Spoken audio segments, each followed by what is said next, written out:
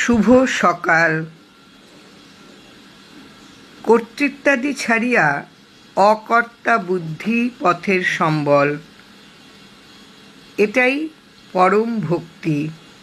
জীবের শক্তি নাই, ভগবানই জীবকে দিয়ে সকল ক্রিয়াকর্ম করান। ভোগ দিতে কুণ্ঠিত হইতে নাই, ভোগের অন্ত হইলেই যোগ হয়। মন, বুদ্ধি, বাসনা সকল গুরুকৃপা প্রাপ্তির জন্য রাখিয়া দেবেন। গুরু প্রারব্ধের ভোগ ভোগাইয়া নেন, এই তার স্বভাব। গুরুর স্মরণ নিয়ে থাকিলেই জানবেন তার সেবা পুজো হয়। অনাড়ম্বর জীবনেই শান্তি উদযাপন হয়, আবরণ মাত্রই মায়া।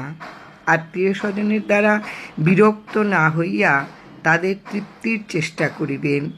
ভগবৎ স্মরণ নিয়া থাকিলে সন্দেহ নাই তিনিই লালন পালন করেন।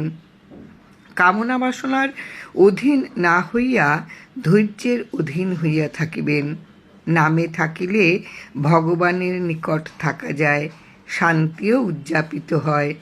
নাম অভ্রান্ত আভরণ, শাশ্বত অজ, তার জন্মও নাই, মৃত্যুও নাই। জয় রাম।